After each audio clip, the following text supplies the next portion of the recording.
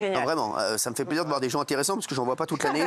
La civilisation de la peur, pourquoi et comment garder confiance dans l'avenir. Alors ça, c'est important surtout en ce moment, ça, Nicolas. Vraiment. On va parler des ministres parce que la moitié des ministres actuels sont millionnaires. Toutes les révélations sur la fortune des politiques, je lis ma fiche tout simplement. C'est qui le ministre le plus riche, je crois savoir? C'est Franck Riester qui est sympa en plus. Il est super sympa, il est ministre délégué au commerce extérieur. Très sympa. Il a un patrimoine de l'ordre de 10-11 millions d'euros. Il a hérité d'entreprises. Il a le droit. Ah non, mais attends, non, mais je sais, on peut en parler, j'ai aucun problème avec ça. Bah justement, non, mais, le fait qu'il y ait des gens riches et des ministres riches, je ne suis pas sûr de voir où est le problème. Moi, si, non, moi, le seul qui me dérange, et je vais faire chier mon ami Gilles Verdez, le seul qui me dérange un peu, c'est Jean-Luc Mélenchon. Ah oui, parce qu'il n'aime pas les riches, parce qu'il critique les riches et il dénonce les riches à longueur de journée. Alors qu'il est riche, voilà, c'est ça. Non, mais c'est ça le Franck problème. Riester, le pauvre, il a jamais dit j'aime pas les riches. Voilà. Ah non, bien sûr. Voilà, bah, rentre. Merci. Et donc, ouais, alors, et donc Jean-Luc Mélenchon, c'est quoi sa fortune déjà? 1,4 million. Ouais. Ah bah tiens, il connaît même sa fortune. Ils sont amis. Mais attends. On va faire un fan quiz avec lui sur Mélenchon. Il faut comprendre pourquoi est-ce que la moitié des ministres sont millionnaires? Parce que la plupart habitent Paris, parce que beaucoup sont propriétaires de leur logement à Paris, et parce que la flambée immobilière à Paris fait que un grand nombre de logements valent plus de 1 million d'euros. Donc c'est la raison. Il n'y a rien de scandaleux à ce que des gens qui ont travaillé, qui ont accumulé des revenus, du patrimoine, ils ont pu se payer un appartement à Paris, il a pris de la valeur, ils sont ministres. Il me semble qu'il n'y a pas de scandale. Alors Jean-Luc Mélenchon, le président de la France Insoumise, tiens, il possède un appartement à Paris d'une valeur de 1,2 million d'euros. Bah, il va pouvoir vous héberger. Il a une maison dans le Loiret évaluée à 170 000 euros. Il va pouvoir vous héberger aussi. Il possède aussi sur divers comptes et livrets bancaires 95 236 euros. C'est bien. Voilà. T'as pas choisi le moins riche, hein, choisis bien ses amis. Il n'a pas déclaré détenir d'autres biens dont la valeur est supérieure à 10 000 euros. Et après avoir quitté son mandat européen, il avait déclaré avoir touché 100 000 euros, 182 euros bruts par an entre 2011 et 2016. Et 50 000 euros en 2017. Voilà. Et pour rappel, Jean-Luc Mélenchon avait déclaré que les riches sont responsables du malheur des pauvres. Est-ce qu'on peut considérer comme Jean-Luc Mélenchon riche? Est-ce qu'on peut considérer qu'il est riche? Oui. Oui. Ah oui. On est d'accord. Évidemment, oui. Le patrimoine moyen des Français, c'est de l'ordre de 150 000 euros. Patrimoine moyen, donc il est très au-dessus. Bien sûr. Bien sûr. Nicolas Sarkozy, il a déclaré un patrimoine de 2,7 millions d'euros. Oui, mais enfin, lui, il aime bien les riches. Non, mais c'est ça. Non, mais... je veux dire, c'est parfaitement assumé. Il défend le travail, il défend l'accumulation du patrimoine, il défend l'immobilier. Enfin, je veux dire, parce que ce qui est gênant, il y a plein de sujets derrière ça, c'est très intéressant. Mais on peut se dire, est-ce que c'est un problème que les ministres soient riches? Moi, je pense que c'est pas un problème. Est-ce que c'est mal d'être riche? Bon, mais il y a autre chose qu'il faut bien voir, c'est que il faut voir que là, on parle du patrimoine, mais les revenus des ministres, alors ce que je veux dire va peut-être choquer, mais les revenus des ministres ne sont pas du tout délirants par rapport à ce qui se pratique à l'étranger. C'est ça. Les ministres, je vous donne le chiffre tout de suite, les ministres sont payés à peu près un peu plus de 10 000 euros bruts. Alors évidemment, c'est beaucoup plus que la moyenne des Français. La moyenne des Français, c'est 3 500 euros bruts. Enfin, ce sont des responsabilités qui sont très importantes. On fait ça en général pendant 2, 3, 4 ans, avec un risque pénal très important. On travaille 7 jours sur 7, on ne voit pas sa famille, on a la presse qui vous déteste par définition et qui vous tombe dessus. Voilà. Et puis, là encore, il n'est pas illogique que des gens à qui on demande de gouverner, que des gens à qui on demande de prendre des décisions très lourdes qui engagent le pays soient bien rémunérés pour ça. Vous savez que dans un pays comme Singapour, par exemple, je prends cet exemple parce qu'il est assez connu, on considère que les ministres, ce sont les gens qui doivent être le mieux rémunérés de toute la société. Parce que ils sont rémunérés, ils sont à combien? Ils s'occupent, ça peut aller, ça peut dépasser le million. Ah ouais, par an. Mais oui, par an, ouais, bien sûr. Par mois, non, on va aller là-bas, c'est sûr. Non, mais on considère que prendre des décisions qui engagent le pays, il n'y a rien de plus important. Ah oui, quoi? Oui, rien du tout. Vous savez, je suis à deux doigts de partir ministre à Singapour, là. J'ai commencé à me chauffer, les gars.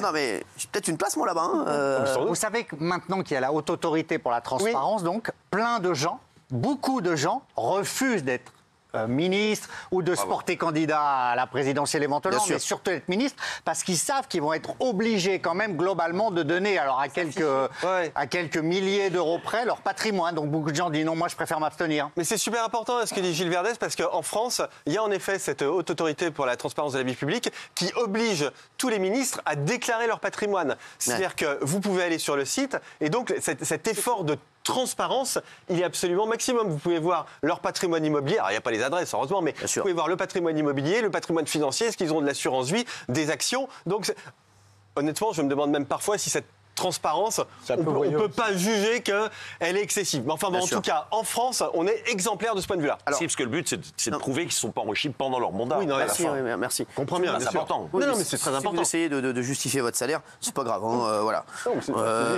Les ministres millionnaires, donc il y a Franck Riester, donc ministre du Commerce extérieur, 10 millions d'euros. Amélie Oudéa-Castéra, maintenant qui est que ministre des Sports, elle a retourné 7 millions d'euros quand même. Ouais, mais elle a beaucoup travaillé dans le privé. Elle était patronne de Roland Garros, c'est normal. Ah oui, bien sûr. Non, mais on a le droit d'avoir des ministres qui avaient réussi avant. Moi, je vais vous dire, le problème que j'ai, Amélie Oudéa-Castéra, je comprends tout à fait, Franck Riester, Roland Lescure, Jean-Noël Barrot, Éric Dupond-Moretti. Roland Lescure, il a travaillé aux États-Unis. Oui, environ 5 millions d'euros. Non, mais les gars, on va prendre aussi en ministre des mecs qui ont réussi. C'est une star du barreau. Des mecs qui ont réussi, je suis désolé. Moi, demain, par exemple, j'ai un mec que je ne sais pas pourquoi je prends cet exemple. J'ai dit, moi, un jour, je dis n'importe quoi, mais je ne me présenterai jamais. Mais je m'étais dit un jour, voilà, si un jour, moi, je devais composer un gouvernement, par exemple, ministre de l'économie, je prendrais Alexandre Bompard, qui est maintenant le patron de Carrefour, qui est pour moi un mec qui est... Vous, exactement, vous serez les deux. Voilà. Secrétaire d'État. Exactement, voilà, non, mais vous serez secrétaire d'État. Non, mais vous voulez que je vous dise, parce que c'est un gars... Je sais qu'il sait gérer une entreprise. C'est un mec qui est très fort. Et partout où il est passé, il a réussi. Il est très fort. Voilà. Et je me dis, je vais prendre aussi. Mais lui, il va arriver aussi, si demain il est ministre, il va arriver avec un. Voilà, il a réussi avant. Tu vas pas prendre aussi des mecs qui ont tout loupé avant. Non, mais voyez ou pas, c'est ça qui est. Ça veut dire aussi qu'ils acceptent de diviser leur salaire par 3, 4 parfois pour la France. C'est très juste, parce que ce salaire de 10 000 euros dont je parlais, les gens qui travaillent dans les entreprises gagnent souvent beaucoup plus d'argent et ils n'ont pas ce risque pénal. Jean-Baptiste Djebari, qui a un pote, moi je le dis, c'est un pote, voilà, je ne suis jamais caché. Jean-Baptiste Djebari, il aurait pu gagner beaucoup plus dans le privé. D'ailleurs, là, il est retourné dans le privé et il est très fort. C'était le ministre des Transports, voilà, c'était une expérience pour lui. Mais voilà, après, il y a deux types aussi de ministres. Il y a des ministres qui sont là pour une expérience de 3-4 ans, et puis il y a des ministres qui sont...